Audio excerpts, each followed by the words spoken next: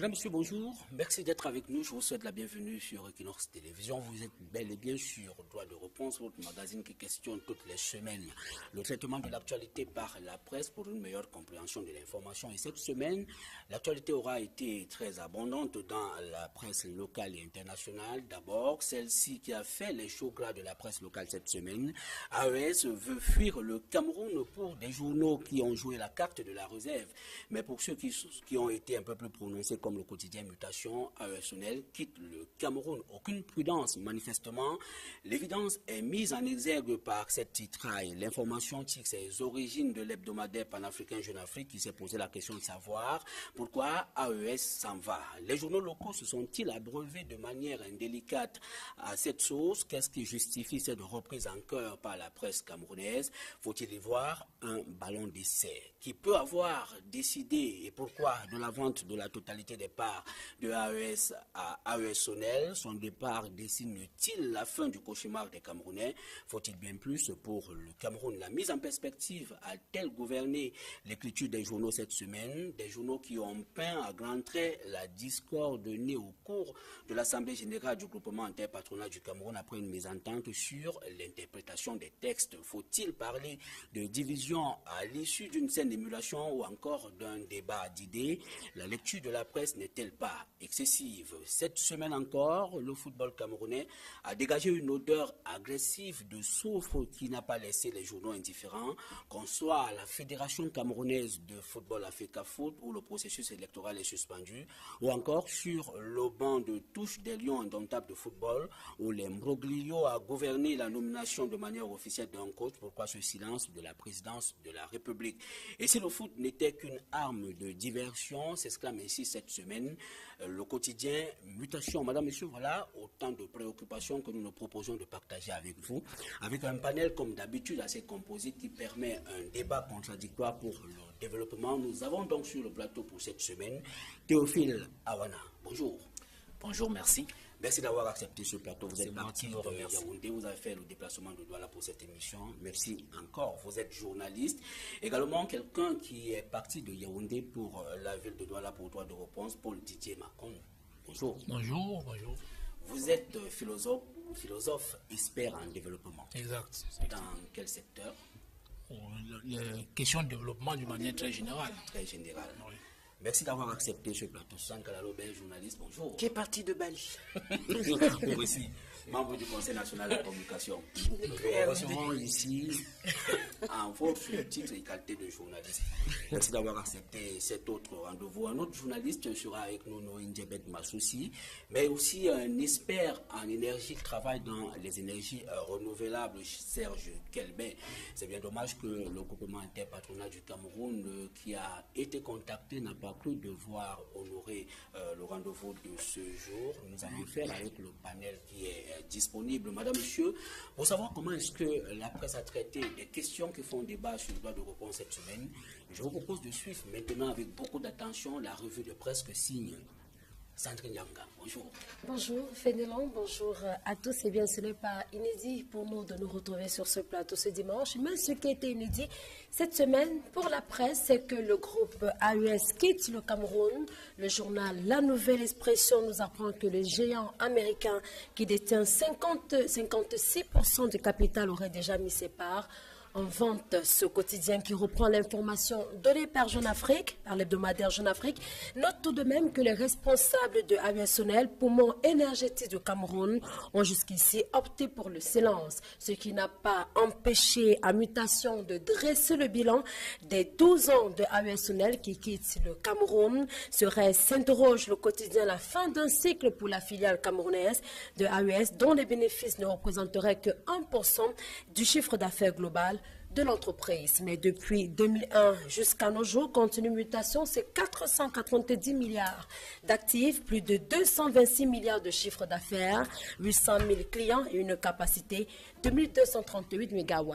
N'empêche, ce sera la fin du cauchemar des Camerounais, note Ouest Littoral, qui estime que AES veut fuir le Cameroun, un départ qui ne sera pas pleuré par aucun Camerounais, note Ouest Littoral, qui ne dira non, mais certains ont dit non. Ce sont quelques membres au sein du groupement interpatronal du Cameroun, ces patrons réunis au sein du GICAM. L'Assemblée générale dit non à André Fosso, affirme le Messager. Ce journal, au sujet des amendements des statuts du GICAM, fait savoir que les membres du groupement interpatronal évoquent le non-respect des tests en vigueur. Ces derniers refusent la proposition du président de rallonger la durée de chaque mandat de 3 à 5 ans et que seules les personnes morales ayant leur siège en République du Cameroun peuvent être membres du GICAM.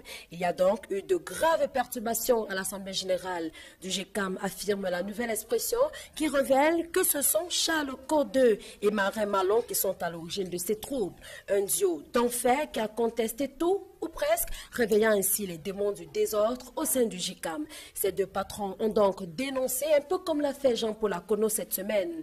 Le médaillé olympique estime avoir été abandonné dans sa maladie par la FECAFOOT et par le ministère des Sports. Lui qui a aussi critiqué Iya Mohamed, ce dernier qui a été refoulé à l'aéroport international de Douala avant d'être appelé par le Premier ministre, ce afin de discuter d'une éventuelle sortie de crise à la Fédération camerounaise de football.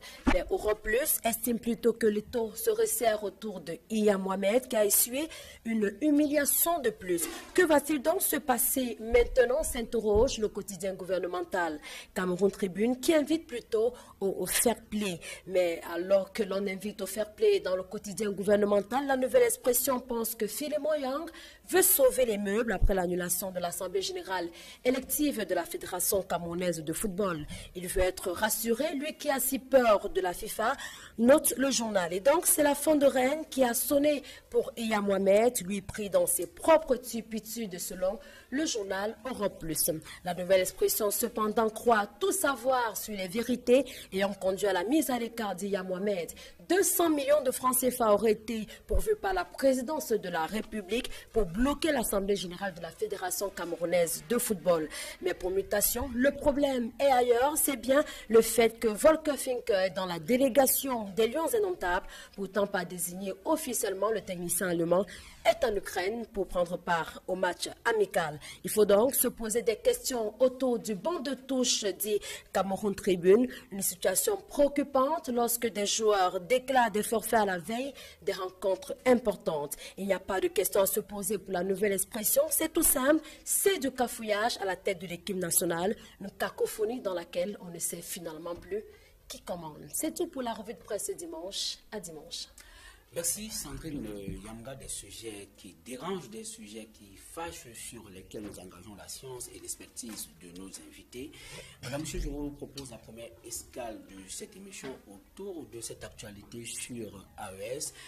Des titres ont varié selon qu'on a eu affaire à un journal ou à un autre, mais dans tous les cas, on a observé cette semaine qu'il y avait un rapport entre AES et son départ.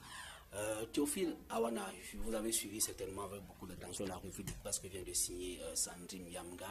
Vous faites certainement le même constat que moi. C'est une reprise en cœur qu'on a observée cette semaine au niveau de la presse locale. Est-ce que cela suscite en vous, je vois, un commentaire?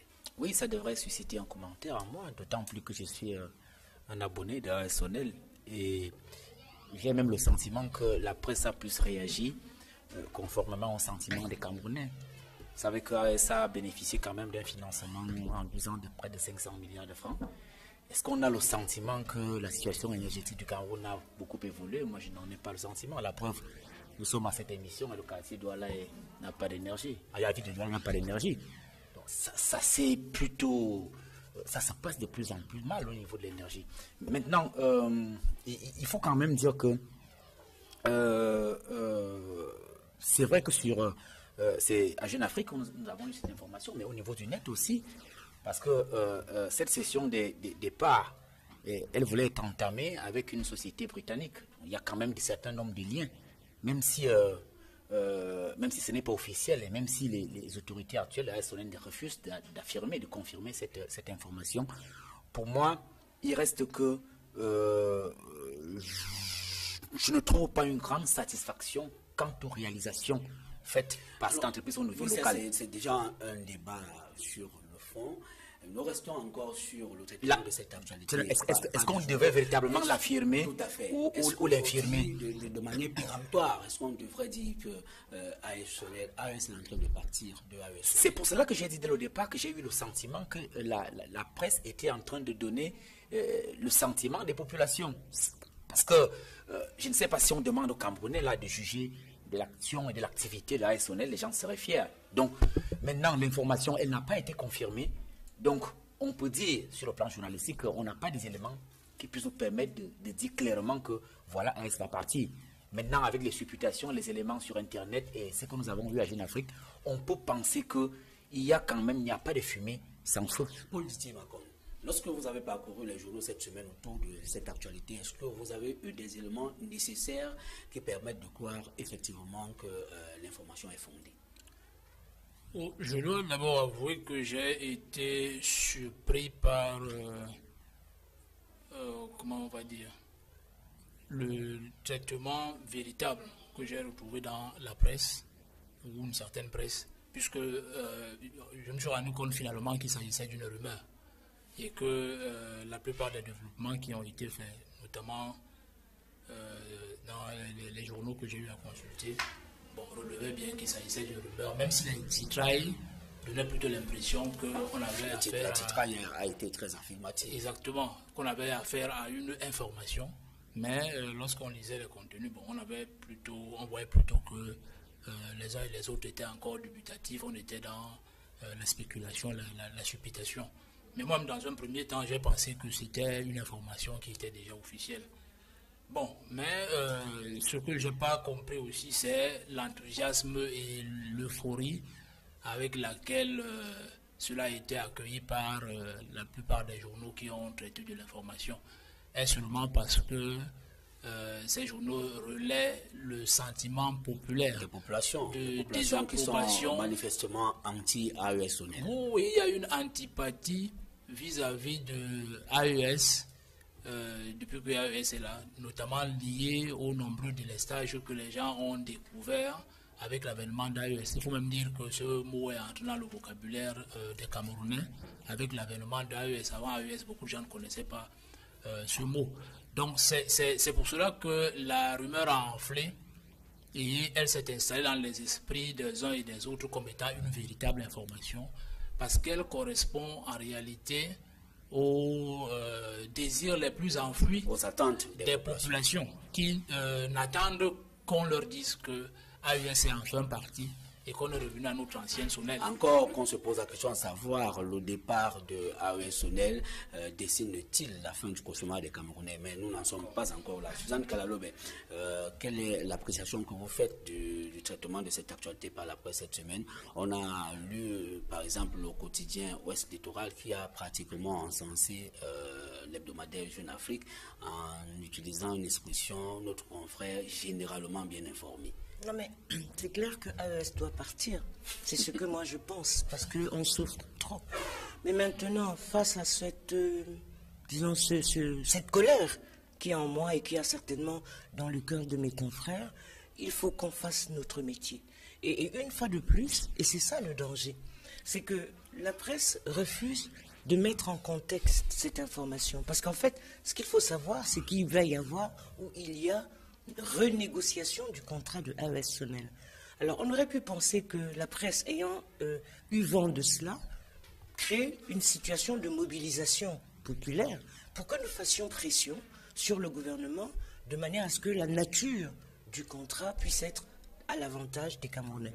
Ensuite, la presse aurait dû, mutation a commencé, faire réellement le bilan. Parce que l'idée, pour une fois, c'est pas bête, entre guillemets, de dire que AES doit partir. C'est pas bête. En tant que militante, je suis d'accord avec cette procédure. Mais en tant que professionnelle, je trouve que la procédure ne va pas jusqu'au bout de sa logique et qu'elle reste superficielle. Parce que voilà un sujet, un très grand sujet, sur lequel la presse aurait pu marteler, expliquer, développer, mettre en perspective. Et sincèrement, si tous les jours, on avait titré que ça, moi, ça ne m'aurait pas déplu. Même si ce n'est pas du professionnalisme. Parce qu'il s'agit d'infléchir aujourd'hui la position et d'AES Sonel et même du gouvernement pour que les contrats qu'ils ont signés ne nous fassent plus souffrir.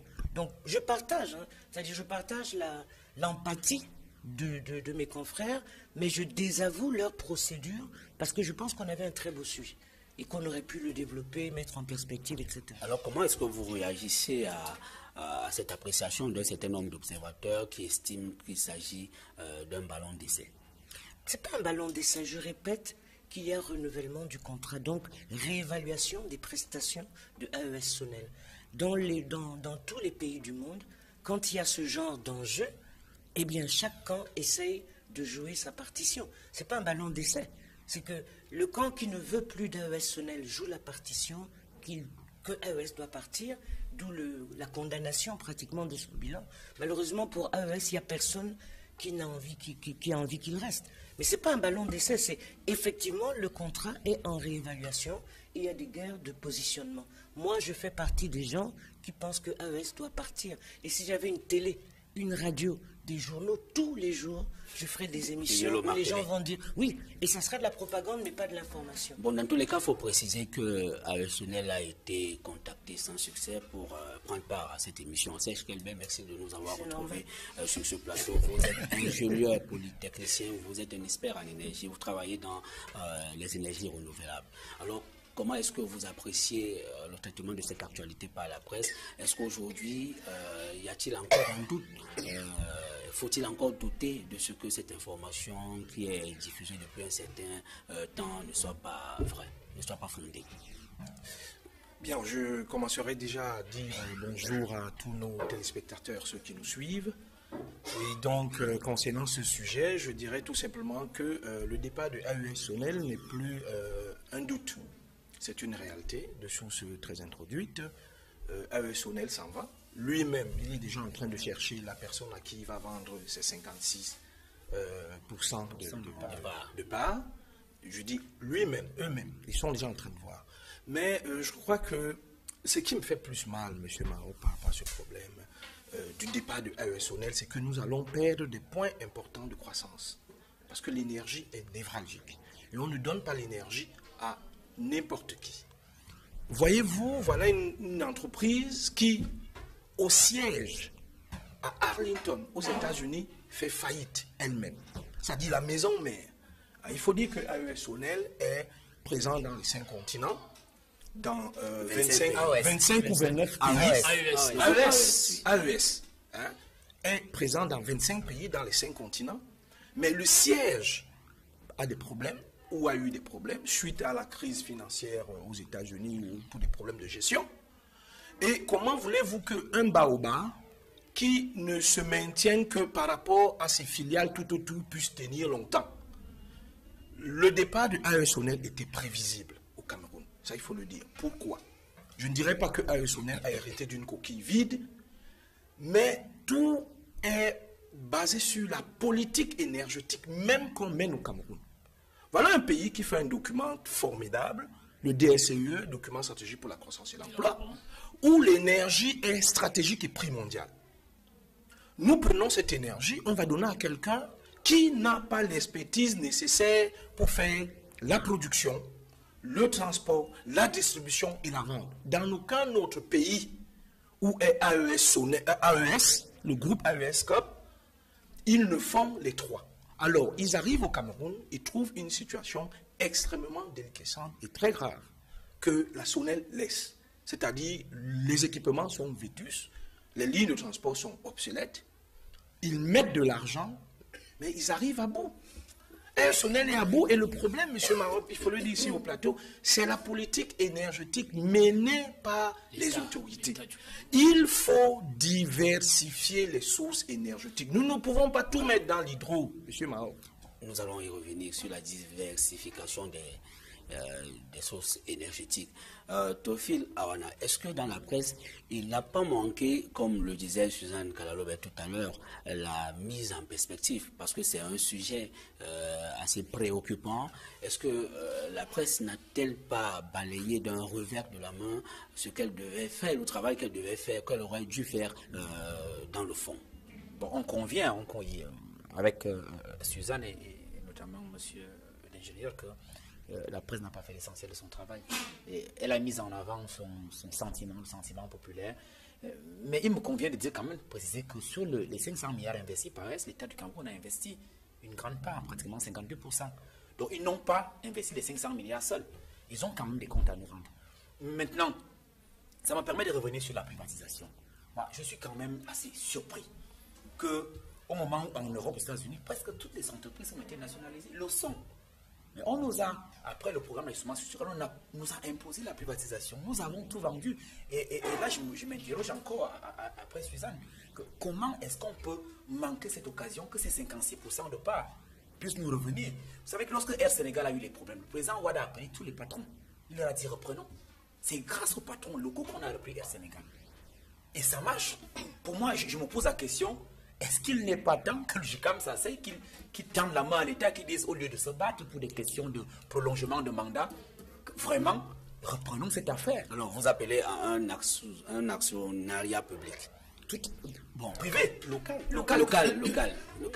Peut-être nous allons y revenir, mais je voudrais, il y a cette question que l'hebdomadaire Jeune Afrique s'est posée cette semaine, une question, c'est-à-dire l'article qui a inspiré la reprise par des journaux locaux, pourquoi est-ce que AES s'en va? Serge Kelbert, tout à l'heure, vous évoquiez un certain nombre, la faillite du siège à Arlington de AES. Est-ce que cette situation aurait commandé le départ de AES Sonel, de AES à AES Sonel? Je dirais que ce niveau d'endettement de ce groupe américain sera à l'origine de son départ du Cameroun. Ben écoutez, vous ne pouvez pas, la tête même sur le corps humain est tout. Le siège ne peut pas être en faillite.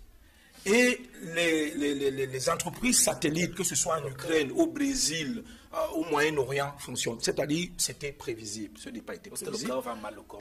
Voilà. Je suis surpris que ce soit un 26 mai 2013 ou bien depuis l'ouverture ou bien le lancement en grande pompe de sa filiale, la KPDC, de Kribi Power Development Company, des 216, je crois, mégawatts de Kribi, on spéculait déjà sur l'éventuel départ de AES. Cela veut dire que le gouvernement camerounais lui-même aurait consenti au départ de AES. Non, en fait, AES, certainement, aurait dû faire comprendre au gouvernement qu'ils sont à bout. Pourquoi? Parce que je vous dis que AES Sonel, en achetant la Sonel, on ne lui a pas tout dit. C'est vrai que AES a acheté la Sonel, a pris ses 56 parts au prix des arachides. L'État camerounais n'a rien eu de ces 56 parts. C'est ce que Mme Kaloube disait tout à l'heure, qu'il faut bien voir les contrats. Comment est-ce que AES a pu avoir la Sonel? Est-ce que c'était le meilleur acheteur? Est-ce que le cahier de charges était clair? AES, aujourd'hui, est presque comme piégé parce qu'ils ne font qu'investir. Et même l'État camerounais, qui a mis quelques sous, se rend compte que la politique énergétique dans laquelle il s'est engouffré, avec AES qui venait à coups de grands fonds de milliards, ils sont dans un cul-de-sac. Ça n'avance pas et les populations ne sont pas satisfaites. Non, AES n'est pas piégé, c'est faux. Parce que quand AES arrive au Cameroun, ce groupe fait déjà l'objet d'un scandale financier, d'une déréliction, d'une mauvaise gestion et d'une très mauvaise gouvernance. Là où la presse camerounaise a failli, c'est dans ce genre de problème sur le plan international qu'il faut faire l'investigation. Parce que rappelez-vous ce qui s'est passé au Brésil avec Lula, avec AES. Ils ont chassé, mais ils ont chassé AES en démontant et en démontrant qu'ils ont affaire à une bande de mafieux qui veulent essayer de racheter l'énergie à vil prix en développant, en faisant de la spéculation financière. On a là un cas de banditisme international que nous avons raté de dénoncer. Parce que sincèrement, et regardez vous-même, depuis qu'il y a des délestages, etc., on n'arrive même pas à se mobiliser, nous, population, pour paralyser AES. Ça veut dire qu'ils nous ont inondés, arrosés, endormis, en plus de nous délester. Et au lieu qu'on fasse notre travail rigoureusement de dénonciation, on ne l'a pas fait. Et je viens à quelque chose qui, je le dis parce que ça me choque. AES Sonel fait une communication qui muselle les médias. Parce que si c'était une autre société, mais mon Dieu, qu'est-ce qu'on l'aurait déchiré. Et les médias sont extrêmement tendres avec AES Sonnel. Passifs. Parce qu'un jour, moi, j'ai fait, je le dis devant les téléspectateurs, j'ai fait un éditorial pour dire AES Sonnel, go home. On m'a appelé en me disant que, mais mademoiselle Kalalo, vous ne voulez plus que AES Sonnel nous donne des publicités. Bon, dans tous les non, cas, c'est cette entreprise, hein, Mahop, on va se livrer dans notre démarche. Même si AES Sonnel nous coupe l'électricité, on est déjà habitué. On reste professionnel. Oui, je voudrais qu'on insiste sur les responsabilités des uns et des autres. Tout à l'heure, l'ingénieur nous parlait de la responsabilité des pouvoirs publics de l'État. Je ne voudrais pas qu'on donne l'impression que c'est AES qui définit la politique énergétique du Cameroun. Il est aberrant que dans un État, les pouvoirs publics décident de confier un monopole à une seule entreprise concernant la production, le transport, la distribution et la vente de l'énergie. Ça ne se fait pas. Et si cela se fait, ça se fait avec, comment on va dire, oui, ça se fait avec un manque de savoir-faire politique des dirigeants qui sont en place. C'est-à-dire qu'on ne peut pas imaginer une situation où on a une seule entreprise qui détient le monopole sur tous les services qui sont liés à la fourniture d'électricité dans un pays. Ça, c'est il faut donc introduire de la concurrence. De la même façon que nous avons la concurrence au niveau de la téléphonie mobile ou d'autres secteurs, nous devrions avoir la même concurrence au niveau de l'énergie et pas seulement au niveau de la distribution. On devrait avoir de la concurrence et au niveau de la production, c'est-à-dire au niveau de la construction des centrales. On devrait avoir de la concurrence au niveau du transport. On devrait avoir de la concurrence au niveau de la distribution. Et ce, dans d'autres secteurs comme l'eau, je vais dire l'électricité, l'eau en particulier. Si nous avons tous ces problèmes, ils sont aussi liés au manque de concurrence, n'est-ce pas, que nous avons institutionnalisé chez nous. Nous avons institutionnalisé des monopoles qui nous sont coûteux, qu'ils soient publics ou privés. La situation de monopole est une situation préjudiciable pour le consommateur. Alors, vous devez savoir que pour les le secteur a été libéralisé. Il a été libéralisé, mais il n'a pas été ouvert à la concurrence. On peut libéraliser, c'est-à-dire que nous avons des libéraux qui investissent, mais il n'y a pas compétition entre divers entrepreneurs. Donc, il fallait instituer la compétition. Il fallait décider, comme pour la téléphonie mobile, que la construction des centrales électriques au Cameroun ne relève pas du ressort d'une seule entreprise, mais relève du ressort de 2 ou de 3 entreprises qui se font concurrence. Et à partir du moment où elles se font concurrence, comme dans d'autres pays, nous n'inventons rien. Le transport, pareil. La distribution dans les domiciles privés, on peut décider de le faire. Et ce sont des solutions comme ça qui se dessinent. Donc, lorsque j'entends dire AES doit partir, je voudrais quand même signaler que AES est le deuxième américain après General Electric. Donc, on n'a pas affaire à n'importe qui. Donc, s'il y a comment on va dire, de graves désagréments que nous avons constatés depuis 2001, mais ils sont vraiment graves. Moi, je pense qu'il faut plutôt interroger la responsabilité du politique. Est-ce que nous avons su négocier nos accords? Est-ce que nous avons su tirer le meilleur parti, non seulement d'AES, mais d'autres partenaires qui auraient pu venir? Il y en a EDF en France, on a les Chinois, on a les Japonais. Ils sont très nombreux qui auraient pu venir produire de l'électricité et la vendre aux consommateurs au Cameroun. Est-ce que nous avons exploré toutes ces pistes? Nous ne sommes pas sûrs. Donc, on ne peut pas jeter la pierre à AES Sonnel comme c'est AES Sonnel qui définissait la politique énergétique au Cameroun à la place de l'État. Moi, je ne jette pas la pierre à AES Sonnel en tant que politique. Ce sont des techniciens. On a tendance souvent à noyer le poisson chaque fois qu'on discute d'un problème. On peut discuter, critiquer le gouvernement, il est fou, il est nul, il est zéro. Ok, ça c'est une question. Mais maintenant, on a un technicien qui est venu, soi-disant, régler un certain nombre de problèmes. Le technicien a accepté le deal. Et quand vous dites que AES Sonnel a été piégé, non. Si vous dites que c'est le deuxième américain, quand quelqu'un, et surtout les Américains, vient dans un pays, il audite ce pays, il fait le diagnostic, il analyse, il évalue s'il peut ou pas en fonction de sa capacité. AES a accepté. C'est pour ça que je dis que ce sont des mafieux. Ça ne veut pas dire que chez nous, il n'y a pas de mafieux non plus. Je vous signale qu'au Brésil... Attendez, je vous signale qu'au Brésil, on les a chassés. Au Sénégal, on les a chassés. Et tout le monde, on va les chasser. Et on doit les chasser. Attendez, on va les chasser. Et on voit ce qu'ils font au Nigeria. Maintenant que le Cameroun se mette maintenant pas en berne, mais réévalue sa politique énergétique. Mais ça, c'est un vieux discours. On l'entend depuis. Et je suis entièrement d'accord. Mais maintenant, pourquoi les acteurs qui parlent de réévaluation de politique énergétique n'y arrivent-ils pas? Il faut que ces acteurs révisent leur stratégie pour influencer la politique dans le bon sens. Oui, je pense que ici, je l'ai dit d'entrée, que le problème de ce départ effectif et peut-être imminent de AES va nous poser des problèmes au niveau de la croissance. J'ai commencé par la fin, parce que le résultat, c'est encore ça. L'énergie est un élément vital et stratégique pour toute nation. On ne peut pas privatiser, même comme l'État est actionnaire avec, je crois, 44 parts. On ne peut pas prendre un secteur aussi sensible comme l'énergie, on le donne à quelqu'un.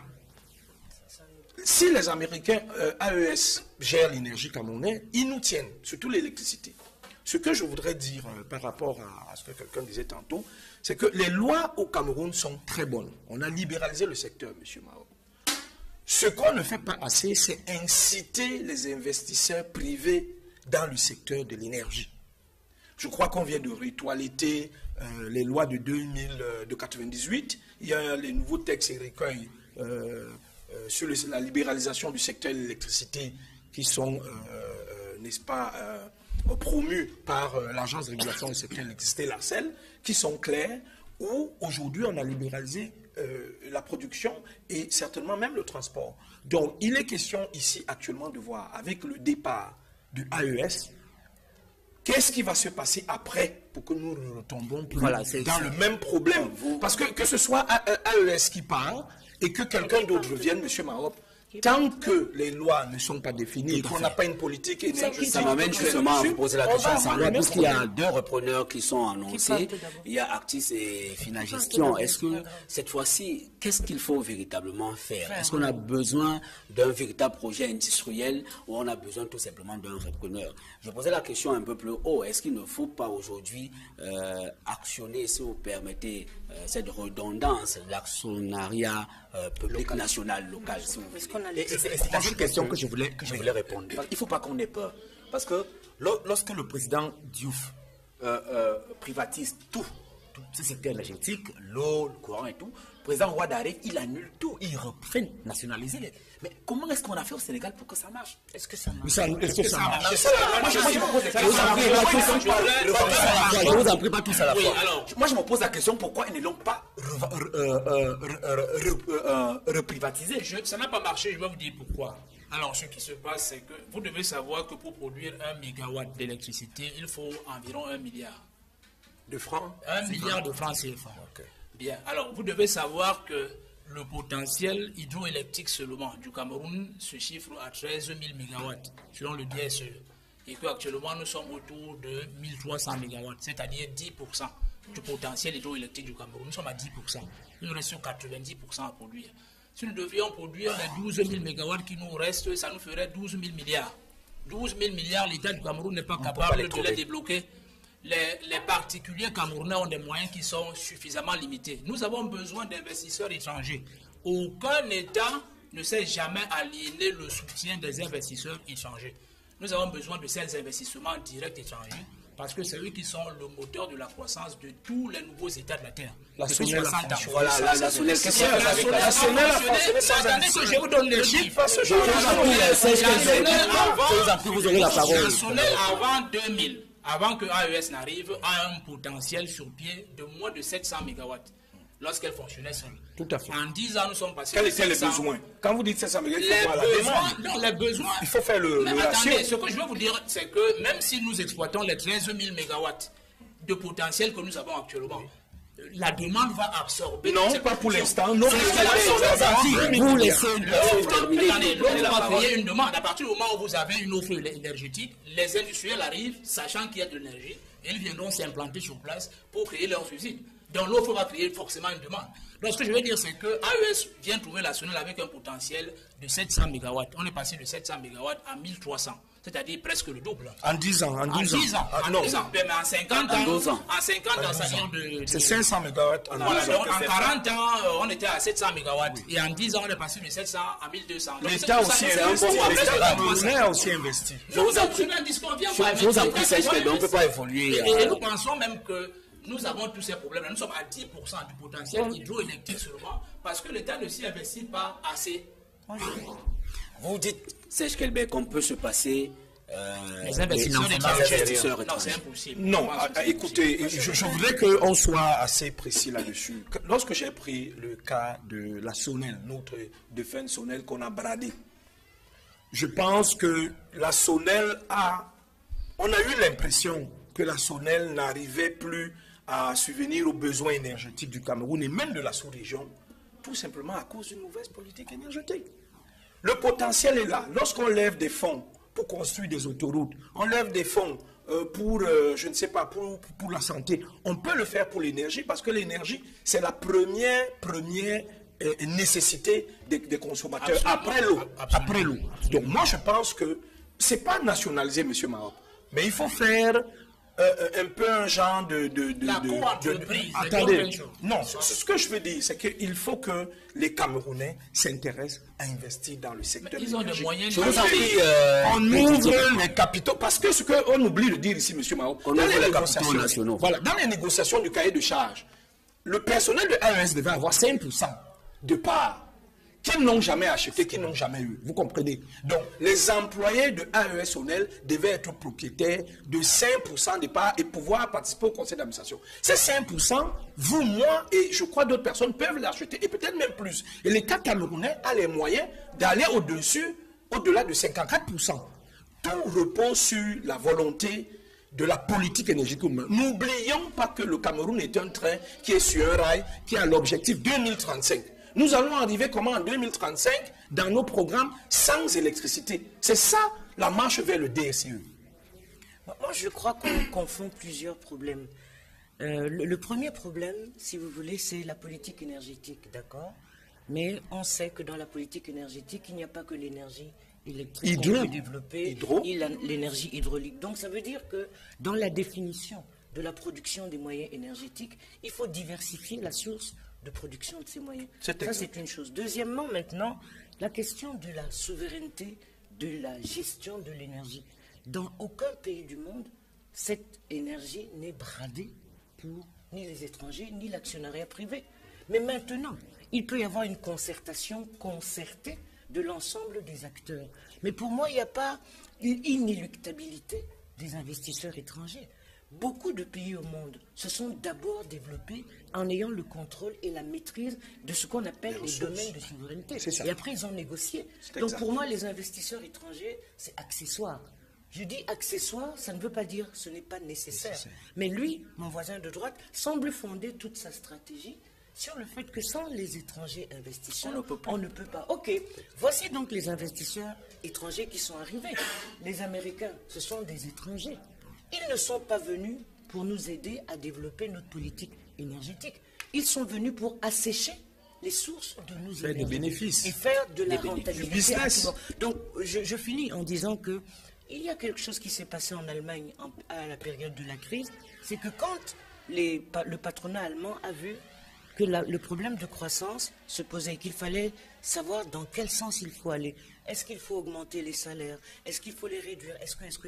Ils ont fait asseoir les syndicats. Ils ont fait asseoir tous les acteurs sociaux. Ils ont fait asseoir tous ceux qui ont intérêt à... Moi, je dis qu'aujourd'hui, pour revenir au rôle de la presse, ce que la presse aurait dû faire, et ce qu'elle doit faire, c'est commander, en quelque sorte, au pouvoir de faire asseoir l'ensemble des acteurs qui ont intérêt à la gestion de l'énergie. Nous, les consommateurs, mais tous ces ingénieurs que nous avons. Et il y a des tas d'expériences de production énergétique. Il y a l'expérience de, comment il s'appelle, c'est Jean-Blaise Gouet, avec sa lampe Aïda. Il y a le Isacam, qui a créé une centrale de production de biogaz. Il y a tellement de ressources dans ce pays qu'il est dommage que la crise énergétique se passe sans qu'il y ait de concertation de tous les acteurs. Tout à fait. Oui, à propos du financement. Alors, je voudrais le dire ici que ma position ne consiste pas à affirmer que les investisseurs nationaux sont inéluctables. Non, ce n'est pas ce que j'affirme. J'affirme simplement que, comme dans tous les pays de la Terre, les investissements étrangers sont d'un appoint important. Donc c'est comme si vous avez une construction à réaliser. Quelqu'un vient vous dire, bon, cette construction coûte 1 milliard, c'est vous-même qui l'estimez comme cela. Et cette personne vous dit, bon, je pourrais construire pour la moitié, vous construisez aussi pour la moitié. On essaie de voir quel peut être le bénéfice de chacun dans cette ouverture du capital. Si vous le souhaitez, vous ouvrez votre capital. Mais si vous pensez qu'en y allant tout seul, vous allez conserver tout seul aussi vos bénéfices, vous y allez. Je veux dire que l'État du Cameroun peut mobiliser 500 milliards chaque année pour construire à peu près 500 mégawatts sur le potentiel de 13 000 mégawatts qui nous reste. Si on a 500 mégawatts sur 13 000, vous voyez combien d'années il nous faut pour pouvoir couvrir tout le potentiel hydroélectrique seulement. Bon, lorsque les uns et les autres parlent de diversification des sources, vous comprenez aussi que si on prend le thermique ou le solaire, le thermique d'abord. Alors, si on prend ne peut même plus parler de thermique. Non, attendez, Le débat n'est pas là. Non, je vous en prie. Si on devait diversifier, vous comprenez qu'on doit aller, puisqu'on doit être émergent, on doit aller au-delà de 13 000 mégawatts, puisque vous savez qu'il y a une relativité entre la masse et l'énergie. Donc, si vous voulez transformer des matières premières, c'est-à-dire l'industrialisation, vous avez besoin d'une énergie conséquente. Donc, si vous êtes à 13 000 mégawatts, vous êtes forcément limité au niveau de votre potentiel industriel. Et plus vous voulez construire, plus vous aurez besoin d'énergie. Le thermique, on en a encore besoin. Puisque en termes de... En termes de compétitivité et de rentabilité... Je suis un peu écologiste. En termes de compétitivité et de rentabilité, oui, un peu. Alors, donc, le problème thermique les énergies thermiques sont encore plus rentables. Le programme thermique est où? Mais on n'est pas... Les énergies renouvelables sont une alternative. Pour que tous les pays sont en train d'examiner le problème encore, c'est leur cherté, vous comprenez. Donc elles sont encore plus chères que les énergies thermiques, notamment, qui sont moins chères mais qui sont plus polluantes. Non, pas du tout. Non, pas du tout. On va Vous pas... avez la parole, c'est Oui, voilà, justement. La diversification des sources. Non, est-ce qu'on gagnerait aujourd'hui? Bien sûr qu'on les gagne. Oui, monsieur Maro, En Norvège, tout le monde gagne, mais bien sûr. c'est une question de sécurité énergétique. C'est tout. Lorsque un pays décide de diversifier ses sources énergétiques, c'est parce qu'il veut être indépendant Et autonome d'une source à une autre. Absolument. Aujourd'hui, monsieur, pour vous dire, le thermique n'a plus sa place aujourd'hui au XXIe siècle. Le programme thermique d'urgence a été une décision calamiteuse pour le Cameroun qui a créé des trafics, qui a fait perdre d'énormes sous à l'État camerounais et a même créé des drames. Ce que je veux dire aujourd'hui, c'est que il faut continuer à aller dans l'hydroélectricité, mais de savoir que il y a les énergies renouvelables qui sont presque une manne qui nous tombe du ciel.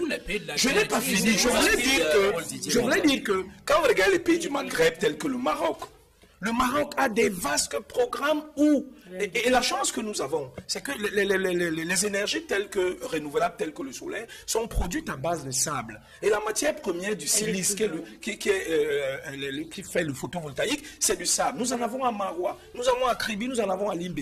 Au Maroc, on installe des entreprises dans le désert, ils prennent du sable, ils purifient ce sable et ils produisent de l'énergie. Donc aujourd'hui, il est question de s'orienter vers plusieurs types d'énergie afin que ces énergies soient peut-être centralisées quelque part. C'est-à-dire on peut se dire qu'on va développer des énergies renouvelables dans le Grand Nord, dans la partie sud et ouest, on va faire l'hydroélectricité qui est peut-être plausible. À l'ouest, on va faire l'éolienne et peut-être la biomasse ici dans les grandes villes comme Douala et Yaoundé. Donc il est question aujourd'hui, monsieur Marop, de revoir notre politique énergétique pour un succès de l'application du DSCE. C'est de ça qu'il est question. Je vous dis que nous allons perdre des points en fin d'année, en mi-2014. Vous verrez que ce petit incident, cette hésitation de je pars ou je ne pars pas et qui finit par partir et qui cherche lui-même à qui il va vendre, c'est pas, va nous coûter cher. Et un point de croissance au Cameroun, c'est beaucoup de milliards. Ça va. Oui, moi je voudrais dire ceci. Le sentiment que j'ai généralement quand j'écoute les Camerounais parler, c'est comme si on était une certaine malédiction planée sur ce pays et qu'on ne pouvait pas s'en sortir. Il y a des pays, pourtant africains, Suzanne a parlé de l'Allemagne, mais il y a des pays africains où vous passez 2 mois, vous ne voyez aucun délestage. J'ai fait 2 mois au Ghana, je n'ai pas vu, j'ai posé la question aux gens, comment vous faites? J'ai le sentiment que nous, on est à part. Au Maroc, vous vivez la même situation, vous vous demandez si le pays plus d'énergie quelque part. Mais comment au Cameroun, il y a toujours des problèmes? Mais moi, je me demande, est-ce qu'on ne peut pas, ne serait-ce que par le partenariat, demander aux autres comment ils font? Comment ils font? Comment au Ghana, on peut ne pas avoir les mêmes problèmes? Un pays sec, un pays qui n'a pas les mêmes faveurs naturelles. C'est incroyable. Donc moi, je me dis qu'il y a des solutions. Et peut-être au niveau de la politique, on n'arrive pas à faire l'essentiel pour pouvoir booster justement l'essor de ce secteur. Bientôt, nous sortons de ce sujet. Oui, on va sortir du sujet, Mahop, mais je voudrais revenir sur la mobilisation des ressources. Contrairement à ce que vous pensez, au Cameroun, il y a un travail qui se fait pour identifier les acteurs qui sont capables de produire des énergies alternatives. Et ça existe. Il y a la centrale de captage de biogaz à Nkulfulu. Il va y en avoir une à Génie. Voilà. Il y a des tas d'acteurs. Ce qui pose un problème, c'est la concertation des acteurs. Concertation permanente et la reconnaissance de l'intelligence, de la créativité camerounaise. Nous avons du mal à travailler ensemble pour produire. C'est vrai qu'il y a ce document. Mais une fois qu'ils ont posé leur document, il faut qu'on puisse travailler entre nous. Il faut que les administrateurs, les fonctionnaires, les opérateurs, il faut qu'on s'entende, il faut qu'on s'écoute. La force des autres pays, ça a été quoi? C'est qu'ils ont réussi à dire qu'après tout, c'est notre pays. Et pour ce pays, nous devons travailler. En d'autres termes, ils étaient liés par ce qu'on appelle un contrat. Oui. Aujourd'hui, rien ne lie un Camerounais à un autre. Rien. Nous sommes ici, regardez sur le plateau. Dès que nous ne sommes pas d'accord, on se crie les uns sur les autres. On ne s'écoute pas. On ne cherche pas à s'entendre. Pourtant, le potentiel existe, Mahop. Oui, donc je répète que les possibilités d'autofinancement existent au niveau de l'État. C'est-à-dire que l'État peut entièrement financer sa politique énergétique. Ça, c'est d'un. De deux, j'aimerais dire que le potentiel des énergies renouvelables au niveau où la technologie se trouve actuellement reste encore limité et cher. Les centrales solaires, qui sont les plus productives actuellement au monde, produisent un potentiel de 12 MW au grand maximum. Les recherches qui sont en train d'être faites sont orientées vers 12 MW seulement. Ce n'est pas exact. Non, c'est faux. 12 Le Maroc MW. est en train de faire 500 MW. Bien Bien sûr. que le Rwanda a fait 10 MW. Le Rwanda a fait 10 MW. Un pays qui sort de 10 ans. Non, mais ces statistiques ne sont pas exactes. Aucune centrale solaire n'atteint ces chiffres. Je vais vous fournir la Alors, ce que documentation. vous dites que alors, oui, au niveau du prix de revient. Non, il n'a pas tous les éléments. Au niveau de la, je veux dire avec la technologie actuelle, ce qui est en train d'être examiné là actuellement, c'est le passage du solaire photovoltaïque au solaire thermodynamique. C'est-à-dire que ce ne sont plus les plaques qu'on va utiliser. On va utiliser la chaleur, une logistique pour pouvoir chauffer l'eau, la conserver avec des sels spécifiques. Conserver la chaleur pendant la nuit. Vous ne trouvez pas qu'il va falloir bien qu'on s'y mette pour... Cette technologie est encore en train d'être mise en œuvre. C'est elle qui va doper le potentiel de l'énergie solaire. Mais pour le moment, c'est l'énergie qui reste encore limitée. Mais le principe de la diversification des sources d'énergie, c'est un principe qui est tout à fait essentiel. Nous ne sommes pas les seuls à le faire.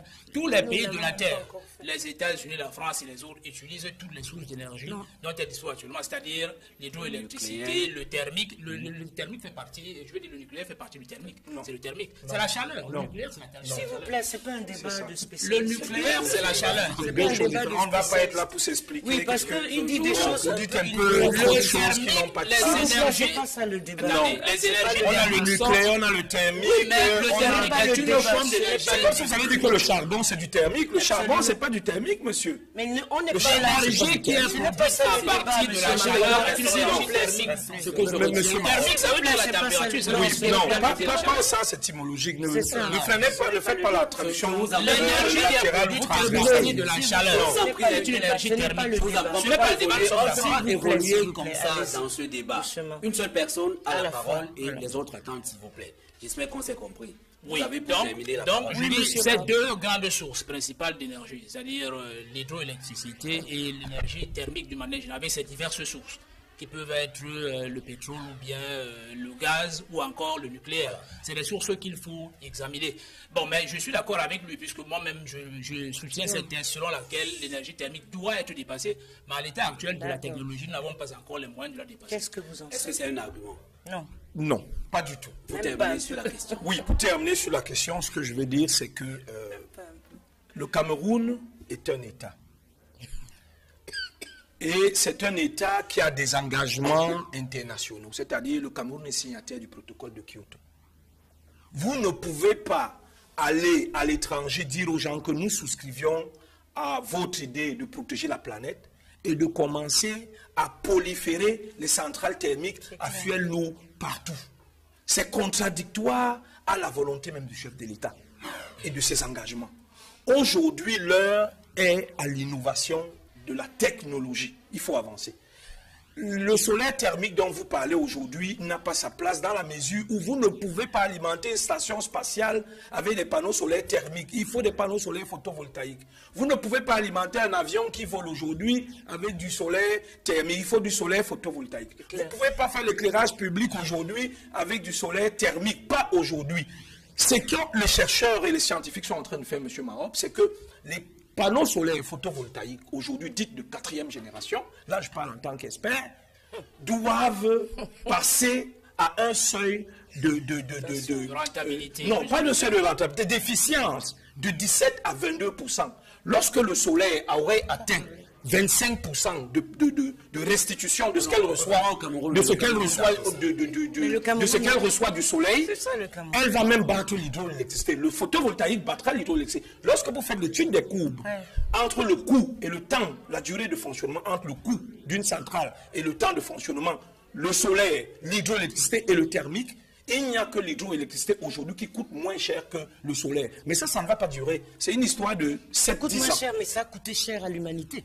Ça coûte cher à l'humanité. Toutes les énergies fossiles. Voilà, Donc c'est ça. parce qu'il Quand ils disent c'est y cher, a la partie environnementale. Il y a la partie environnementale. Quand ils disent oui, c'est ça. Il y a l'autre partie, là où nous sommes, ne voyez pas. Je voudrais qu'on Donc aujourd'hui, M. Marot, pour terminer, je chute là-dessus. M. Marot, pour terminer, je chute là-dessus. Je voudrais tout simplement émettre un vœu, c'est que l'État camerounais se lance dans une réelle politique de diversification de ses ressources énergétiques. Il ne faut plus seulement accorder à un sonnet 500 milliards ou 300 milliards pour faire Merci de l'électricité, mais on peut merci développer d'avoir d'autres accepté choses. ce plateau. Merci de nous avoir prêté de votre science et de votre expertise. Vous allez céder votre siège à l'ONG Massouci avec qui nous allons faire la suite et la fin de cette émission. Je vous propose donc la deuxième escale de cette Mais course cependant, il ne livraison nous doit quitte de pas. reprendre sur Il une attend autre la fin de télévision cette l'émission. semaine. Bien sûr. C'est autour du JICAM. Et puis, on commence avec vous, Suzanne Kalalo. Ben, vous avez suivi cette actualité, je suppose, et vous avez écouté la revue de presse que Sandrine Yamga a signée tout à l'heure,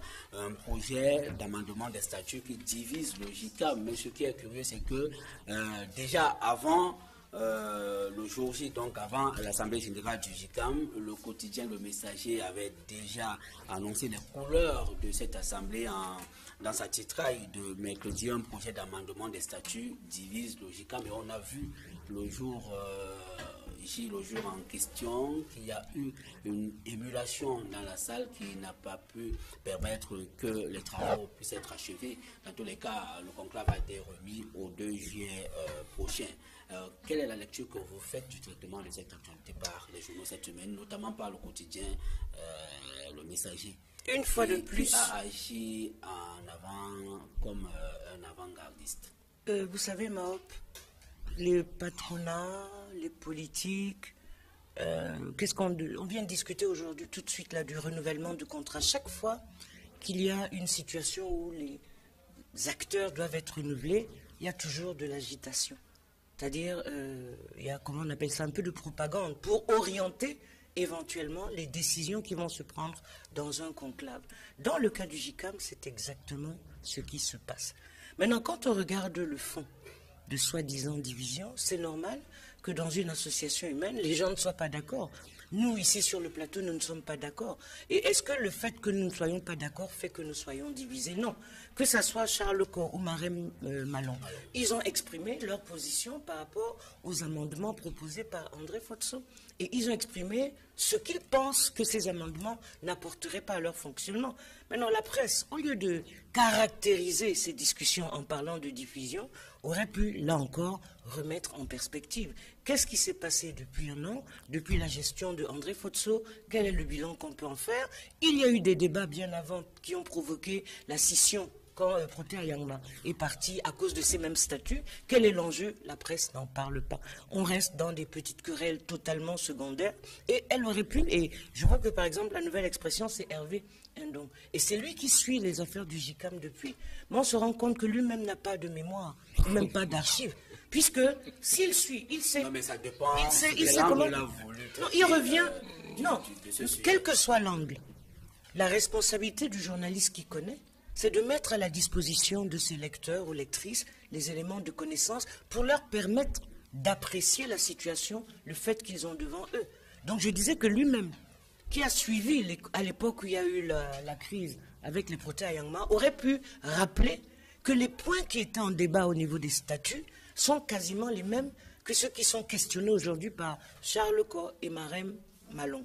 À ce moment-là, il aurait pu prolonger en disant « Va-t-on vers un nouvel éclatement du JICAM, par exemple ?» Mais dire qu'il est divisé, je trouve que c'est un... Est-ce que les journaux ont été excessifs en parlant de la diffusion après une mise en scène qui est née de l'interprétation d'un certain nombre de points sur les statuts ou l'organisation de cette Assemblée générale, surtout sur la mise en perspective des amendements?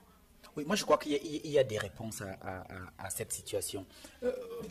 Il se pose d'abord le problème de l'alinéa premier de l'article 15. Lorsque Marem Malong et Charles Lecaux posent le problème, ce qui me perturbe un peu, c'est la réponse du secrétaire exécutif. Mais on n'est pas dans le fond du débat. Oui, allons-y, oui, allons-y. C'est très important ce que vous dites, Théophile. Je suis surpris d'entendre que le secrétaire exécutif et le président André Fotso disent que mais on a souvent fonctionné comme ça. Mais moi j'ai fraudo. Toute entreprise fonctionne avec des textes. Il faudrait fixer suffisamment nos téléspectateurs. Il faut dire que la discorde est née du fait que Charles Lecaux a soulevé une exception sur le plan de la forme. Il a indiqué que la liste définitive dressée par le secrétaire exécutif et certifiée par le commissaire aux comptes est ensuite tenue disponible au siège social 10 jours calendaires avant la date de l'Assemblée générale. Toutes choses qui n'ont pas été observées. C'est une exception sur le plan de la forme. Tout à fait. Oui, mais permettez-moi... Et que la réponse lui soit donnée en entendant que c'est cette pratique qui a cours, que cela n'a jamais été observé d'un, et que... Oui, mais mon problème reste. Cette pratique a cours pourquoi? Si on n'observe pas les statuts, même si c'est... Moi je dis, c'est ça qui protège le président, que les statuts soient respectés par lui. À partir du moment, on dit la veille, on s'est rencontrés, mais Charles Lecaux n'a pas parlé de tout ça et tout. Mais vous voyez, lui, il sait où est le piège. Il sait qu'il le piège quelque part. Mais le président doit veiller à ce que les textes soient appliqués. Et vous verrez que même l'Assemblée générale ordinaire qui a eu lieu, les comptes n'ont pas été adoptés. Et ça, c'est encore un échec. J'ai le sentiment que c'est le président qui n'a pas le plus grand nombre avec lui. C'est le sentiment que j'ai. Et je dis, il est quand même regrettable que nous et devant l'agent haut commissaire de la Grande-Bretagne et le ministre Amatoutou, ils n'arrivent pas à s'entendre à dire que nous qui créons les richesses dans ce pays, nous qui fonctionnons dans nos entreprises, avec les parts, avec le droit, nous n'arrivons pas à... Mais est-ce que ce n'est pas négligeable? Non, ça ne peut pas être négligeable. Tout part de là. Vous verrez bien que tous les problèmes qui se posent à l'Africa Foot, partout, c'est les problèmes de texte. Lorsque vous avez adopté des textes, tous les éléments contenus dans ces textes doivent être appliqués. On ne peut pas nous affirmer aujourd'hui qu'on fonctionne comme ça. C'est pas bon. C'est pas bon. Et c'est ça qui est dangereux sur ce plateau. Est-ce que ce n'est pas finalement le fond des questions en débat prévu par l'agenda qui fâche justement ces deux membres qui ont soulevé cette exception, notamment le fait de revoir la durée du mandat du comité exécutif qui passerait de 3 à 5 ans? Oui, permettez d'abord que je renouvelle mon amitié à tous les téléspectateurs de Equinox Télévision et de saluer, parce que depuis lors, je n'avais pas eu l'occasion de croiser ma soeur, Suzanne. de saluer sa nomination au Conseil Là, national de c'est la ça, communication. Allons-y maintenant. Bon, revenons. accepter ça. C'est un baiser de Judas, hein, Marc. Tout à fait. Ça, c'est Noé Diabète C'est un baiser de Judas. qui On a salue demandé la la nomination dissolution. de Suzanne et non de non pas le SNJC. syndicat. 6 mois plus tard. Il faut que cela soit connu On a comme le ça. SNJC. Allons-y. Bon, par rapport au JICAM, je dois relever, je suis très content que Thomas, Théophile Aono insiste sur le respect des textes. C'est très très important. Bon, mais maintenant, le respect des textes ne va qu'avec les hommes. Ce n'est pas les animaux qui sont appelés à respecter les textes. Et lorsqu'il y a un peu de banditisme qui flotte dans la tête de quelqu'un, rassurez-vous, les textes sont parfois passés de côté. Je ne dis pas cela pour incriminer qui que ce soit au JICAM, mais je pense quand même qu'à un moment donné, comme on dit le plus souvent, l'habitude est une seconde nature. Donc en convoquant les gens hors délai, effectivement, les gens au JICAM se disaient que bon, mais on viendra et puis... On est ensemble, ça va passer. Voilà, donc on a l'habitude de le faire. Surtout que ce qui moi m'importe, c'est de savoir est-ce qu'il est opportun de modifier ou de réviser les textes du JICAM. Pour quel intérêt? Moi, c'est ça qui importe. Bon, maintenant, le problème que soulève M. Quoi et Marlène Malon. et Madame Malon, c'est quoi? C'est que j'ai eu comme l'impression qu'ils ont pris ce chemin pour se donner beaucoup plus de temps pour analyser l'effectivité de la révision des modifications. C'est quand même curieux parce que les deux personnes le font partie Oui, du comité. vous savez, tout est bon. Mais c'est l'Assemblée Ça, c'est la générale. cuisine, ça, c'est la cuisine interne. Et je vous dis que, comme disait Suzanne tout à l'heure, quand Prota Yama partait, Prota était quand même, si je ne me trompe, le deuxième vice-président du JICAM. Donc, il était au four et au moulin de tout ce qui s'est tramé au JICAM, mais cela n'a pas empêché qu'il critique quand même ce qui se faisait à l'époque où il partait. Donc, je me dis, à un moment donné, moi, je ne comprends pas qu'en début de mandat, le président du JICAM demande à réviser les textes, qu'ils soient d'application au cours de son mandat. C'est ça qui ne peut plus le remplir en 3 ans. C'est ça qui me choque un peu. Je ne comprends pas pourquoi. Il aurait pu invoquer effectivement la Vous avez le révision. sentiment qu'elle veut s'éterniser. Non, il aurait, moi je ne fais pas de procès d'intention. Il aurait pu invoquer effectivement cette révision des textes qui entrerait en vigueur dès la fin du mandat, c'est-à-dire le mandat prochain. Les gens auraient compris que voilà quelqu'un qui est visionnaire, qui comprend qu'en 3 ans, ce n'est pas facile d'appliquer le programme pour lequel on a été élu. Parce que la question que moi j'aimerais lui poser, c'est quand même que au cours de... J'ai suivi cette campagne. Son mandat, du moins, le programme pour lequel il a été élu était pour 3 ans. Il dit maintenant qu'il ne peut plus. Bon, quand il dit que la première année n'a servi qu'à observer, je ne comprends pas véritablement qu'est-ce qui se passe. C'est pas sérieux. Il observait quoi? Il était déjà membre du JICAM avant qu'il ne soit président. Il a eu le temps d'observer le fonctionnement du JICAM. Dans Donc, les cas jusqu'ici, on n'a pas la preuve que les amendements l'apporteraient leur effet à compter de ce mandat. non, c'est ce qui a été dit. C'est ce qui choque la plupart des membres. Des motifs. Moi, je vous dis que si la révision portait pour le mandat prochain, certainement que les membres auraient compris que, effectivement, 3 ans, c'est petit pour asseoir, effectivement, le programme pour lequel on a été élu. Mais si on dit, dans l'exposé des motifs, que ça prend effet à partir même de ce mandat, ça veut dire que M. Fotso, André, passerait de 3 ans à 5 ans. Ce qui, quand même, choque dans la tête de tout le monde qui est membre du JICAM aspire à en être président. Donc, il faut, quand les gens se disent qu'il veut passer à 5 ans, tout le monde voit là les blocages, Parizeau l'a tenté en France, là aussi, les était blocages qui, effectivement, empêcheraient les autres, dans 2 ans, à passer président. Oui, moi j'ai un souci qui est relatif au fonctionnement démocratique de la plupart des institutions chez nous. Je ne sais pas si les textes que ces institutions adoptent et sur la base desquels elles fonctionnent sont adoptés de manière consensuelle. Parce que je ne comprends pas qu'on puisse adopter des textes. Je ne sais pas s'ils ont été adoptés de manière consensuelle. Et après qu'on vienne nous expliquer qu'il y a des problèmes de forme qui empêchent le déroulement ou le fonctionnement de tel ou tel type d'institution. C'est une chose que je ne comprends pas. Est-ce que les gens se regroupent en des comités restreints et adoptent des textes qu'ils viennent ensuite imposer aux autres? Ou est-ce que cela fait l'objet d'une discussion et d'un consensus auquel tout le monde participe?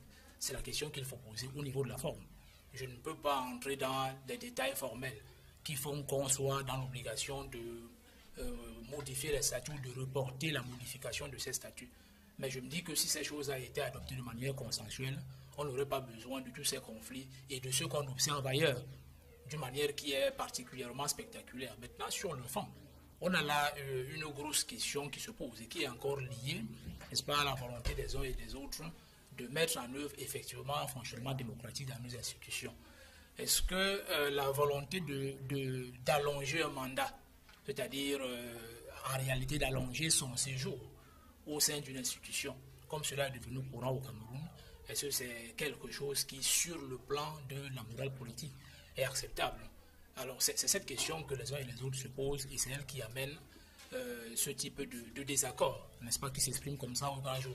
Il n'est pas acceptable, nous avons plus d'habitude, mais il n'est pas acceptable que des gens s'asseyent en comité restreint et essayent d'imposer, n'est-ce pas, leur longévité. Dans les cas, nous mettrons très peu de temps sur ce sujet parce que les membres du GICAM qui avaient été conviés à cette émission n'ont pas pris de voix. D'accord.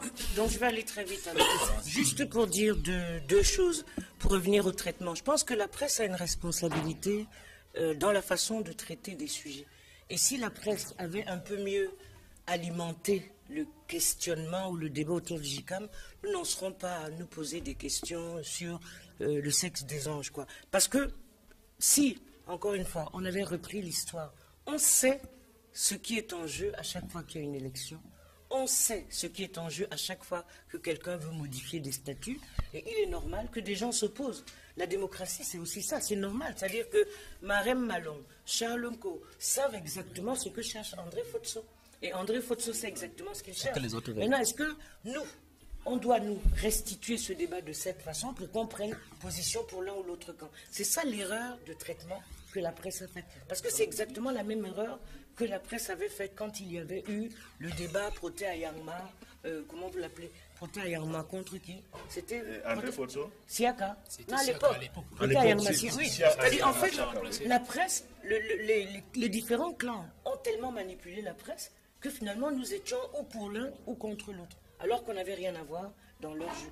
Et c'est ça qui est en train de se passer encore maintenant. C'est-à-dire, chaque clan nous envoie des informations en douce, nous on les balance pour dire que bon, c'est l'un qui est démocrate, l'autre ne l'est pas, etc., sans qu'on explique ce qui est en jeu. Mais quand vous dites que la démocratie, c'est la construction consensuelle d'une décision, mais cette construction est toujours conflictuelle. Oui, donc il n'y a pas de problème qu'il y ait des débats. Moi, je ne suis pas contre le fait qu'il y ait des débats. Hein. Oui, pour refermer le sujet. Oui, pour refermer. Le sujet. Bon, on ne va pas le finir quand même. Je voudrais dire que si vous lisez l'exposé de lorsque l'Alliance active est élue, qu'est-ce qu'ils disent? Lorsqu'ils sont élus, ils disent on a plusieurs chantiers, mais la priorité c'est d'être à côté des membres pour les défendre. Le GICAM est une organisation patronale qui a pour principale mission la défense des intérêts de ses adhérents. Désormais, chaque fois qu'un adhérent aura un problème, on va le soutenir. Autre problème, nous ferons tout pour être le partenaire privilégié des pouvoirs publics.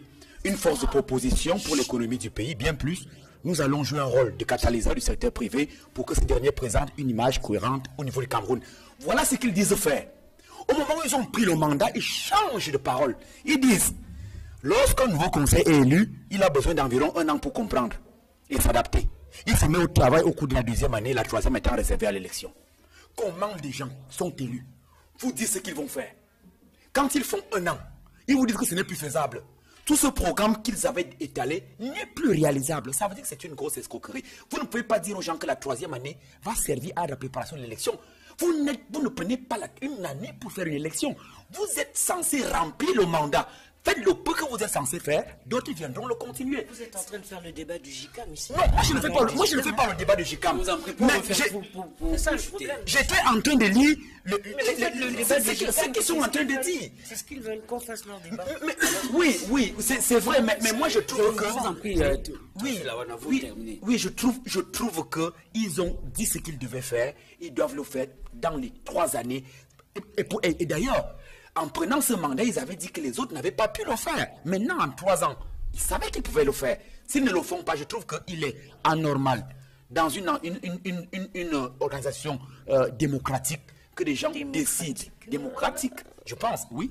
En tout cas, je pense qu'il y a des textes qu'il faut que de ne pas respecter le mandat. Ce n'est pas normal. Le mandat, c'est 3 ans. Il faut le faire en 3 ans. Je pense qu'on n'est pas à l'heure du bilan de l'équipe Fotso. Et je pense aussi que les journalistes seraient très mal partis pour juger l'action de l'équipe Fotso à la tête du JICAM.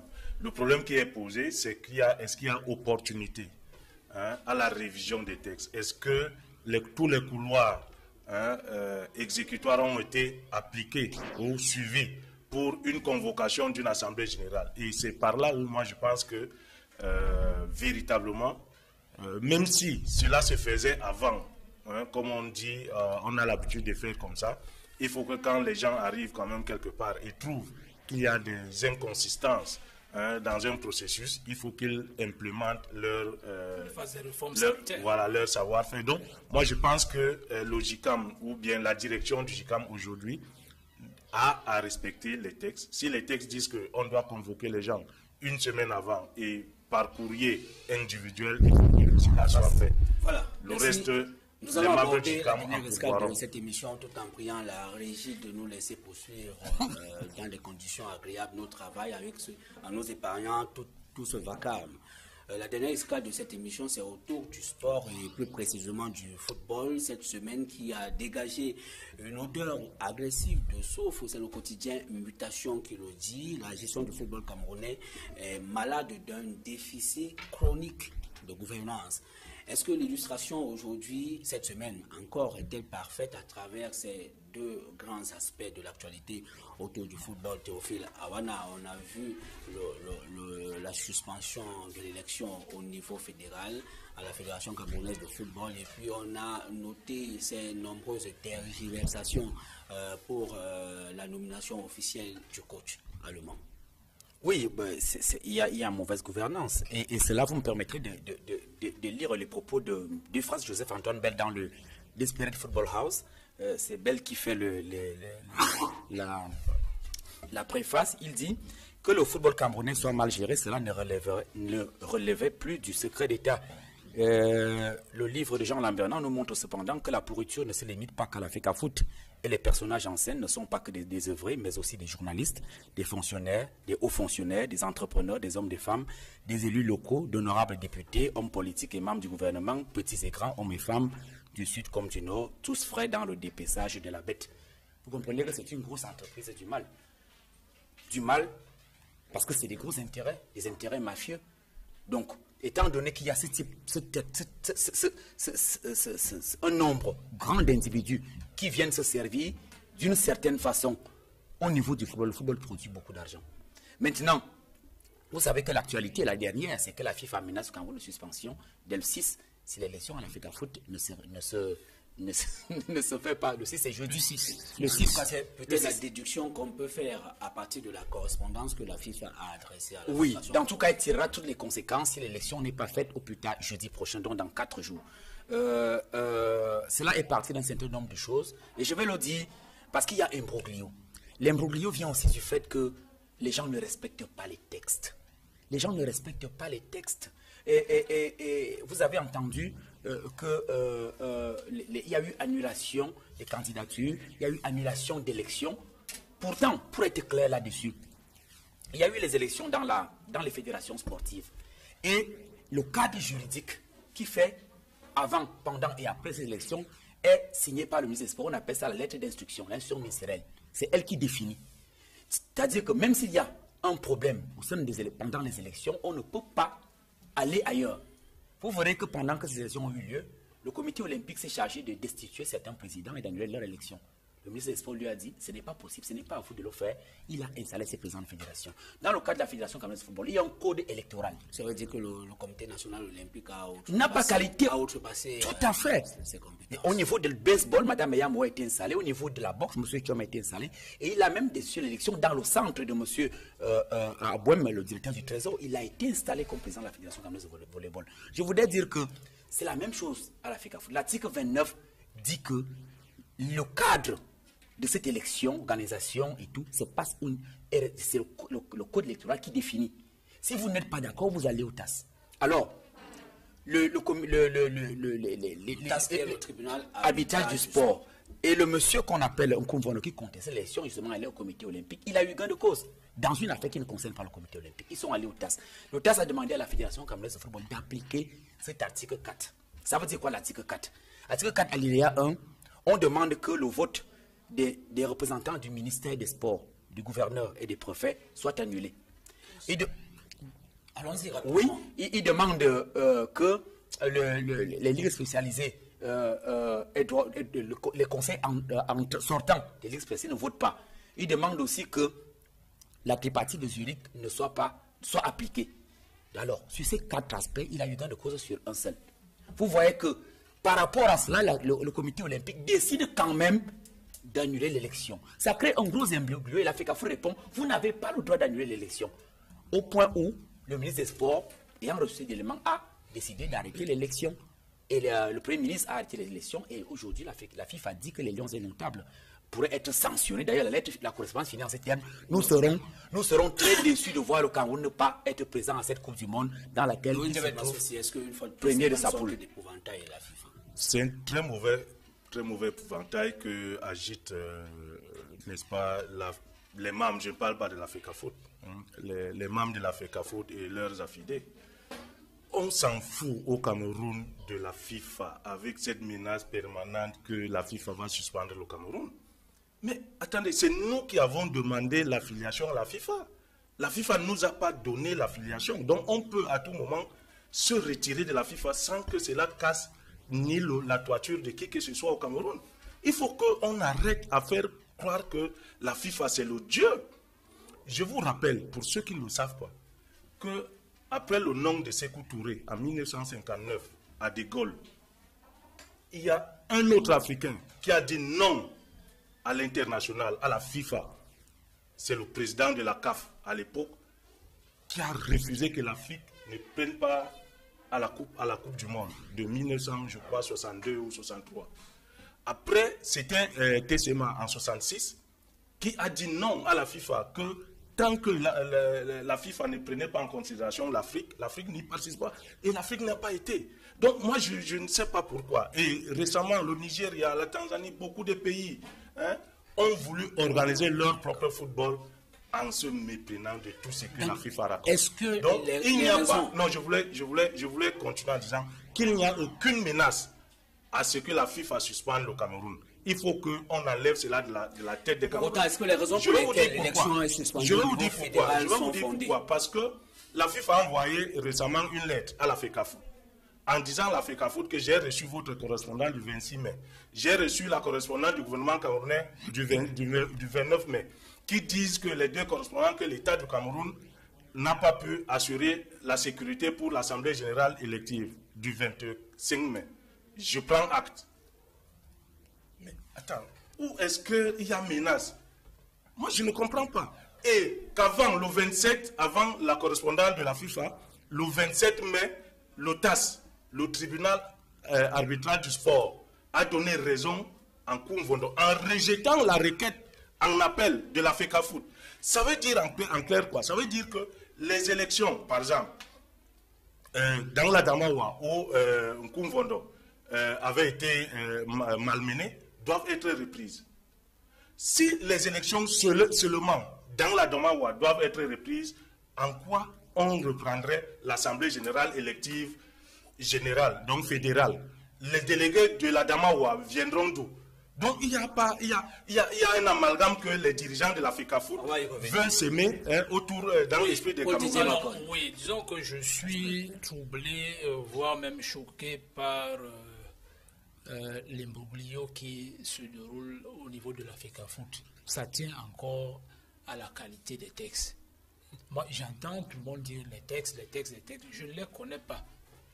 Mais je ne sais pas si nous avons des juristes compétents dans ce pays pour nous dire que ces textes qui ont été adoptés sont applicables ou ne le sont pas. Je ne comprends pas ces discussions interminables sur l'application des textes qui ont été adoptés apparemment de manière consensuelle. Et sur le fond, je ne sais pas ce qu'on reproche exactement à M. Iyam Mohamed. Est-ce qu'on lui reproche une gestion erronée? Est-ce qu'on lui reproche une gestion délictuelle? Est-ce qu'on lui reproche sa longévité à la FECAFOOT? Est-ce qu'on lui reproche l'absence de résultats? Que lui reproche-t-on précisément? Parce qu'il y a des lois au Cameroun. S'il y a des choses qu'on lui reproche et qui sont contraires à la loi, mais il faut que les responsables, n'est-ce pas, qui sont chargés de la punition, le punissent pour cela. Et à partir de ce moment, il est d'office disqualifié pour toute fonction concernant le football au Cameroun. Pourquoi on ne l'interpelle pas de manière officielle sur des fautes qu'il a commises par rapport aux lois camerounaises?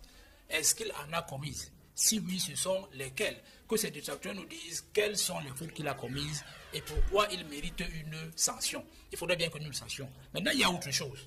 Supposons même qu'il n'ait commis aucune faute par rapport aux lois camerounaises et qu'on lui repose seulement peut-être son absence de résultats ou la cacophonie même qu'on a au niveau de la FECAFOOT. Au lendemain de la Coupe du Monde française, la Coupe du Monde calamiteuse que la France a connue en Afrique du Sud, ce qui s'est passé, c'est que tous les responsables politiques français ont estimé qu'il fallait que les têtes tombent au moins à titre symbolique. La présidence de la République a instruit Madame la ministre du Sport, Madame Bachelot, pour qu'elle obtienne la démission du président de la Fédération française de football, M. Escarlet. Mais la Fédération française de football est infiniment plus puissante que la FECAFOOT. Mais pourquoi on a obtenu sa démission? C'est lui-même qui l'a rédigée, en disant que bon, voilà. Il qu'on la mais fasse. pourquoi on ne peut donc pas demander la démission si on juge qu'il n'est pas apte à conduire le football camerounais? Pourquoi les hauts responsables ne demandent pas la démission? Monsieur Plateau.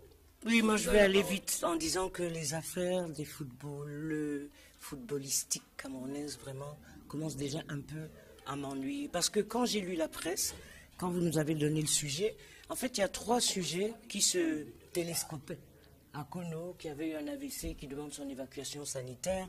Il y a Mohamed, à qui on aurait retiré le passeport parce que convoqué au PM, et la question de l'entraîneur. Tout ça, c'est vraiment un cafouillage. Et le cafouillage vient du fait qu'on met trop de cœur ou de passion. Parce que quand j'entends Djebet Massoussi dire que la FIFA, on s'en fout, elle n'a qu'à nous faire, et qui fait référence à Sékou Touré quand il a dit non, on a vu où est-ce que le nom de Sékou Touré l'a conduit. Donc la question, c'est pas de jouer les coqs, de faire les cocoricots, de dire on s'en fout. Non, la question nous revient à nous, puisque tout le monde dit le football est mal gouverné, les uns disent que c'est les textes, etc. Je ne crois pas que ce soit les textes.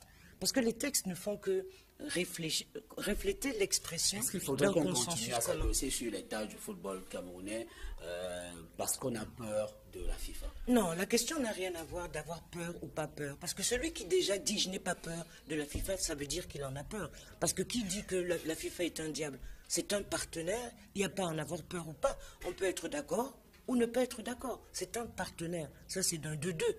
Je reviens sur la question des textes. Ne fétichisons pas les textes. Les textes, pour les respecter, il faut qu'il y ait une éthique et une discipline commune. Si on ne l'a pas, texte ou pas, chacun va marcher dessus. Ce qui se passe aujourd'hui, c'est comme pour l'ensemble du Cameroun. Quel est le code d'honneur que l'ensemble des acteurs du football camerounais veulent défendre? Est-ce qu'ils ont quelque chose à défendre? Est-ce qu'ils défendent le Cameroun dans ce football? Je dis non. C'est pour ça que chacun utilise la posture où il est pour pouvoir malmener ce football. Aussi bien les détracteurs de Iyam Mohamed que sans doute Iyam Mohamed lui-même. Aussi bien Joseph-Antoine Bell que Roger Mila. Parce que s'ils avaient à cœur l'amour du football, et au-delà de l'amour du football, l'amour du pays, ils trouveraient des solutions. Ils ne passeraient pas leur temps, vous permettez. Ils ne sont pas tous pourris, mais ils sont majoritairement... Quand vous parlez, je ne vous interromps pas. Ils ne sont pas tous pourris, ils sont majoritairement incompétents. Parce qu'ils n'ont pas réussi, depuis plus de 20 ans, à résoudre les problèmes qu'ils ont pointés. Oui, Suzanne le dit si bien. Les acteurs sont en train d'opérer une grande manipulation. Je disais à M. Nkemeye sur un plateau qui dit, écoutez, le conseil d'administration de la Sodecoton se réunit, il trouve que ça va bien là-bas, 5,5 milliards qui tuent. Il dit que c'est le bluff. Je lui ai dit, monsieur Kemi, quand la CIATV se réunit en conseil d'administration, vous appelez ça le bluff? C'est ça l'organisation de nos entreprises. C'est ça les textes. Lorsque le conseil d'administration de la Sorécoton se réunit, vous dites que ça va, vous dites que ça ne va pas. Monsieur Iya, on veut sa tête. J'ai suivi Joseph Antoine Bell justement à Canal Presse dire qu'il faut aller l'arrêter à la Sorécoton pour qu'il libère le football. J'ai trouvé ça scandaleux. Je trouve que c'est une grosse manipulation. Il a posé la question, que reproche-t-on à monsieur Iya? On lui reproche le fait qu'il est là et que les autres ne sont pas là. Alors, qu'il quitte et que les autres s'asseyent. Mais les autres, c'est qui? Les autres, c'est ceux qui ont géré le football. Depuis, vous savez bien, M. David Mayebi, c'est lui au marketing depuis 10 ans qui mène la vindicte contre M. Iya actuellement. Roger Mila, président d'honneur de la fédération, Eugène Keke, vice-président de l'Africa Foot, à Tarnambala, 8 ans SG. Je veux dire ceci. Ils sont nombreux, oui. Oui, j'ai envie de dire qu'on ne peut pas dire que c'est le bluff. C'est une association, l'Africa Foot, comme le GICAM. Si elle doit appliquer ces textes, elle doit vivre comme... Mais si les gens n'ont pas d'eau, c'est parce qu'on en fait un peu trop. L'Africa Foot n'est qu'une association.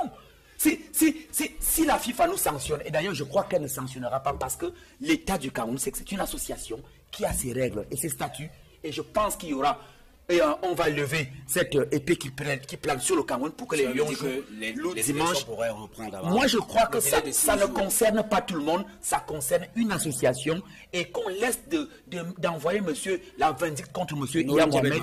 Il n'est pas sorcier, il n'est pas le plus grand tueur de ce pays. Je suis très content d'entendre ça de Théophile parce que dans sa salle de classe à l'école normale supérieure, on l'appelle monsieur Iya doit partir. On n'a pas le temps pour qu'il nous explique pourquoi et apprendre la défense de Iya aujourd'hui. Monsieur Iya doit rester. Voilà, donc ça veut dire qu'il y a beaucoup d'eau qui a coulé sur le pont. Non, on ne reproche pas à Iya sa longévité. Non, je vous en prie. On ne reproche pas à Iya d'avoir assez mis long à l'Africa Foot. On reproche à Iya d'avoir enfui le football camerounais dans le sous-sol. Donc, problème de résultat. Donc, est-ce que c'est lui? Effectivement. Parce que non, c'est lui qui a la tête. Vous n'avez pas la je vous en prie. Il a la tête. Et quand ça ne va pas, on prend la tête. Donc, ça, c'est connu de tous. C'est ce qui s'est passé en France. Donc, c'est connu de tous. Le problème, c'est quoi?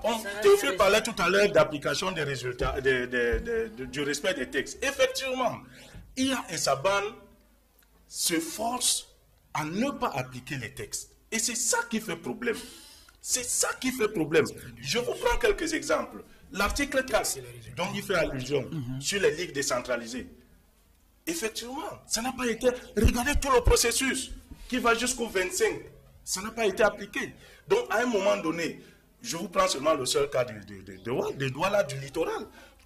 Il est dit que l'Assemblée générale élective, n'est-ce pas, de la Ligue, est convoquée par le président du bureau sortant. Est-ce que c'est M. Léa Youm qui a convoqué l'Assemblée qui était à l'hôtel Beau Rivage? Non. Est-ce que c'est M. Léa Youm qui a convoqué l'Assemblée qui s'est déportée au 5e département de la région du littoral, qui s'appelle désormais Tchinga? J'ai dit non. Donc moi je vous dis, il y a cela, une volonté manifeste de ne pas appliquer les textes et c'est ça qui fait problème.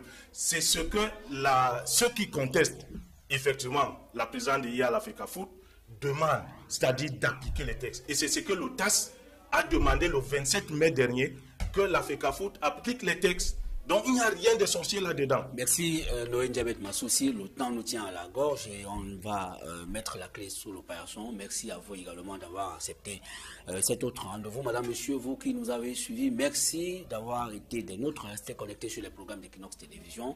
Je vous retrouve dimanche prochain lorsqu'il sera 12h. Bonsoir. Qu'est-ce qui s'est passé, Mao? Mao? Pourquoi les gens crient?